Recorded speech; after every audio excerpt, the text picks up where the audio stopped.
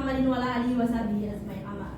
Alhamdulillah, hari ini kita masuk di perkuliahan ban dan lembaga keuangan lainnya di materi uang. Jadi pertemuan sebelumnya kita sudah masuk di pertemuan ketiga. Jadi materi hari ini adalah uang. Baik, terlebih dahulu sebelum kita masuk di materi, sama sebelumnya dengan perkuliahan atau pertemuan sebelumnya, kita awali dengan sapaan. Menyapa ada semua dari mahasiswa, menanyakan kabarnya. Bagaimana kabarnya hari ini? Alhamdulillah baik. Baik. Dari yang sakit? Dari yang sakit? Sehat walafiat? Alhamdulillah. Ya, seperti sebelumnya, mari kita dengarkan pembacaan doa dulu, doa belajar yang dipimpin oleh saudara kita Abdillah. Marilah kita berdoa kepada Allah Subhanahu wa taala agar kegiatan kita pada hari ini dilancarkan. Amin ya rabbal alamin. Bismillahirrahmanirrahim.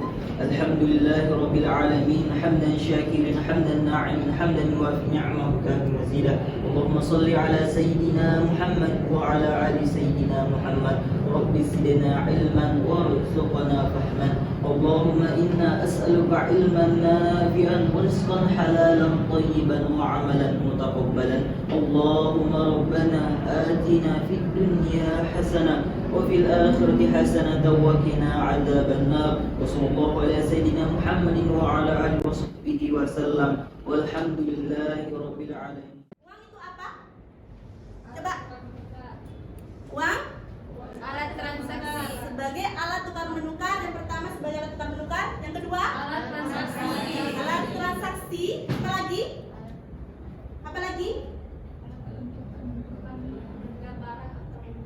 Alat untuk menentukan apa? Harga Barang dan jasa. Jadi dalam uang itu ada namanya sistem barter. Jadi barter itu seperti apa?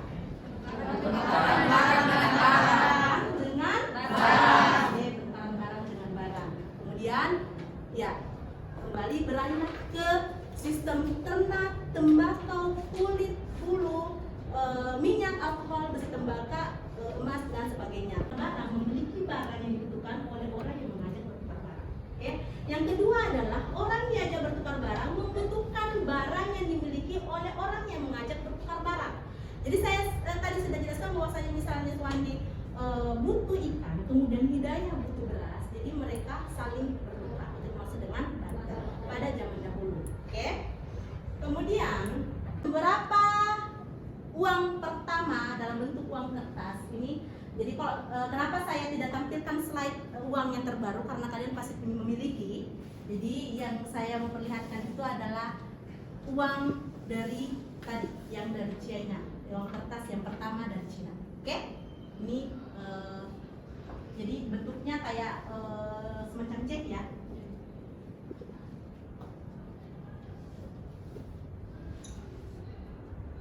Nah, ini kan saya sudah jelaskan tadi di awal bahwasanya ada namanya uang barang.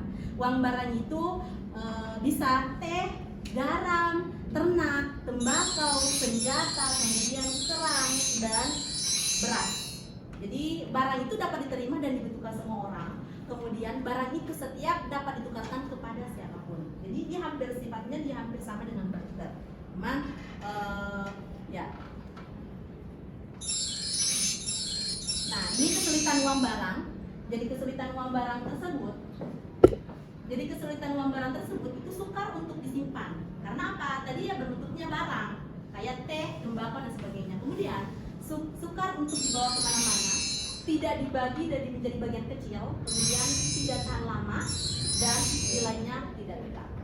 Ya, baik. Kriteria uang itu ada namanya acceptability dan commisability. Jadi ada namanya acceptability dan commisability, yang artinya diterima, diketahui secara umum. Jadi diterima dan diketahui secara umum. Baik, ada namanya stability of value. Stability of value itu adalah nilainya stabil, fluktuasi secara kecil. Ada namanya elasticity of supply. Jadi elasticity of supply itu adalah cukup memenuhi kebutuhan usaha, tidak terlalu banyak atau kurang. Kemudian ada namanya portability atau mudah dibawa. Oke? Next. Nah, kriteria uang selanjutnya adalah durability, tidak mudah rusak. Kemudian selanjutnya adalah divisibility atau dapat dibagi. Dibagi artinya bukan dibagi dua ya, tapi dibagi itu bisa dipecahkan. Artinya uang 100.000 bisa dipecahkan menjadi beberapa nominal. Oke, baik. Sampai di sini bisa dipahami? Bisa dipahami? Oke. Nanti saya akan buka sesi pertanyaannya. Selanjutnya, nah ini yang fungsi uangnya.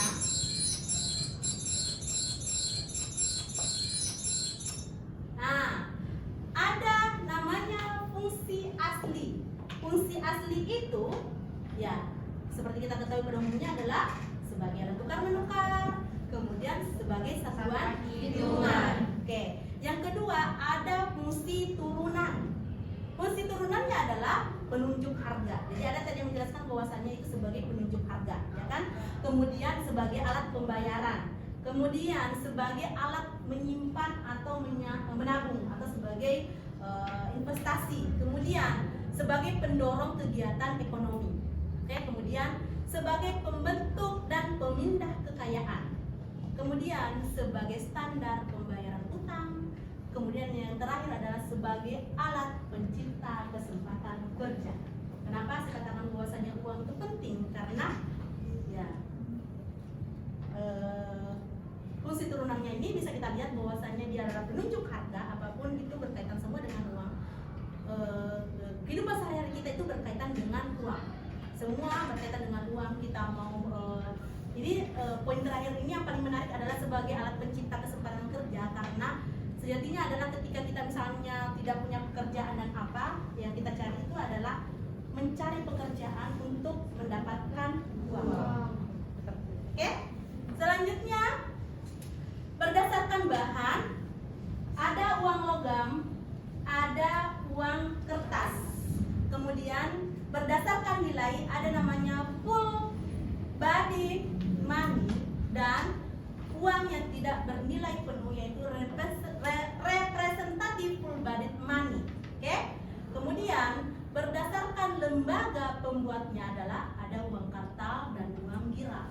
Jadi uang kartal itu adalah uang kertas yang di apa? Uang kartal itu adalah uang kertas atau uang sebagai yang dipakai sebagai alat pembayaran yang dikeluarkan oleh bank sentral seperti uang kertas dan sebagainya. Kalau uang giral tadi yang saya sebutkan misalnya cek dan kartu plastik atau apa namanya? ATM. Nanti akan saya perlihatkan lagi ranking yang sangat banyak ini. Oke. Jadi kenapa saya katakan uang kertas, uang kartal, uang giral itu dikeluarkan oleh ada namanya uang pemerintah, dikeluarkan oleh bank sentral atau bank umum. Karena uang kartal di sini ada uang kertas, ada rantingnya itu dari uang kartal itu ke uang bank, kemudian uang pemerintah, kemudian di uang bank itu ada uang kertas, kemudian ada uang logam dan sebagainya. Oke?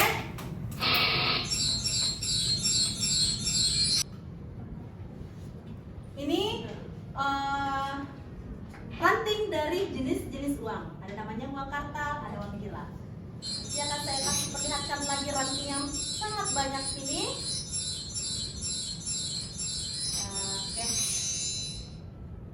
Jadi kenapa saya katakan uang kertas, uang kartal, uang giral itu dikeluarkan oleh ada namanya uang pemerintah, dikeluarkan oleh bank sentral atau bank umum. Karena uang kartal di sini ada uang kertas, ada rantingnya itu dari uang kartal itu ke uang bank, kemudian uang pemerintah, kemudian di uang bank itu ada uang kertas, kemudian ada uang logam dan sebagainya. Oke?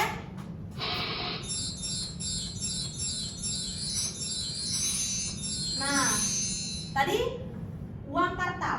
Selanjutnya uang giral. Uang giral berupa cek, giro, telegraphic transfer, kemudian perintah membayar. Telegraphic transfer itu, telegraphic transfer kemudian perintah membayar. Jadi kalau misalnya kalian melakukan transfer ke ATM satu dengan yang lain, atau misalnya melakukan transfer ke sesama bank dan sebagainya, itu dimaksud dengan uang muka. Oke? Jadi ada telegraphic transfer, kemudian perintah membayar, ada giro, ada cek. Selanjutnya, nah ini penjelasannya. Oke? Penjelasannya, kemudian jadi proses terjadinya uang viral, ada uang kertas disimpan di bank, uang kertas disimpan di bank, kemudian ada primary deposit. Primary deposit itu adalah deposito di perbankan. Kemudian ada uang kartal atau pinjaman di bank, kemudian disimpan di bank, kemudian ada namanya loan deposit. Dan deposit itu adalah yang melakukan pinjaman. Oke? Netralitas. Oke? Apa sih motif masyarakat mendorong memegang atau meminta uang? Jadi yang pertama adalah motif transaksi atau transaction motif, yaitu merupakan kebutuhan masyarakat akan uang untuk melancarkan transaksi sehari-hari. Yang kedua adalah motif berjaga-jaga. Motif berjaga-jaga atau precautionary motif, itu merupakan kebutuhan masyarakat akan uang untuk mengantisipasi kejadian tidak bisa diramalkan sebelumnya. Oke? Ada motif spekulasi, yaitu spekulatif motif. Itu motif ini muncul setelah permintaan uang untuk transaksi dan berjaga-jaga. Ya, saya kayaknya sudah panjang kali lebar untuk memberikan penjelasan terkait dengan uang. Giliran adik-adik semua dan mahasiswa, adakah yang mau ditanyakan? Sembari kalau ada yang mau ditanyakan, sama seperti metode sebelumnya, ada teman yang bertanya, saya akan lemparkan ke temannya juga untuk menjawab. Nanti kita akan diskusikan sama-sama. Baik, ada yang mau bertanya? Silakan. Kita ladies first dulu ya. Oke, silakan. Mungkin bisa diawali. Silakan sebut namanya. Baik, Assalamualaikum warahmatullahi wabarakatuh. Waalaikumsalam warahmatullahi wabarakatuh. Perkenalkan, nama saya Nora Fifa. Baik, saya akan jadi pertanyaan saya yaitu apa yang terjadi jika di dunia tidak ada uang? Apa yang terjadi jika di dunia tidak ada uang? Wah, pertanyaannya menarik. Ada yang mau menjawab sebelum saya ambil alih? Silakan. Siapa namanya? Ya, jadi perkenalkan nama saya Rifsi Fahreza. Jadi terima kasih atas kesempatan yang diberikan. Jadi menurut saya, jika di dunia ini tidak ada uang, maka otomatis manusia akan beralih ke benda lain sebagai alat pembayaran. Mungkin saja manusia akan kembali menggunakan sistem barter atau menggunakan cara lain atau metode lain sebagai alat transaksinya. Sekian dari saya. Ada lagi? Ada lagi yang mau menjawab? Ada lagi yang mau? Oke, silakan. Baik, terima kasih atas kesempatannya. Perkenalkan, nama saya Nurima.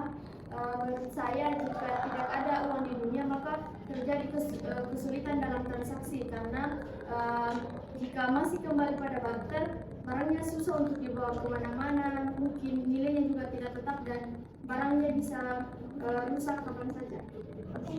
Masih ada? Masih ada yang mau menjawab? Kita langsung ke pertanyaan kedua sebelum kita diskusi mengenai pertanyaan pertama, atau bagaimana? Diskusi dulu. Kita diskusi dulu. Ya, baik. Pertanyaannya tadi apa? Kita bisa diulang, apa yang terjadi jika di dunia ini tidak ada uang? Jadi yang tadi jelaskan, maksudnya kita kembali ke zaman dahulu. Zaman dahulu, sekarang kan notabene sudah zaman yang namanya teknologi, e-money dan sebagainya. Nah, kalau misalnya dari tidak ada terobosan atau inovasi yang namanya uang, yang tadi saya katakan ada namanya uang kartal dengan uang gira, kita kembali ke zaman sistem barter. Artinya manusia di dunia kita ini tidak ada namanya inovasi, tidak ada pembaruan. Sementara kita sudah berada di era apa? Di era titik 4.0. Sudah ada inovasi pembaruan yang bisa dikata hampir berapa persen itu kita tidak menggunakan yang namanya uang fisik, ya kan? Yang menggunakan uang e-money, menggunakan e-money. Nah, seiring berkembangnya waktu, apa yang terjadi sih sebenarnya kalau saya tidak ada uang? Kita kembali ke zaman yang ini. Kemudian tidak ada inovasi. Kemudian kalau sistem itu diberlakukan, misalnya tidak ada pembaruan atau tidak ada pembaruan dari zaman ke zaman, kita menggunakan barter dari barang ke barang, bagaimana sulitnya kita? Ya kan? Bagaimana sulitnya kita membawa barang itu atau apa? Atau mungkin salah satu contohnya kita memakai uang logam, atau tadi yang saya jelaskan tadi uang barang. Kita memakai tembakau, kita memakai teh dan sebagainya.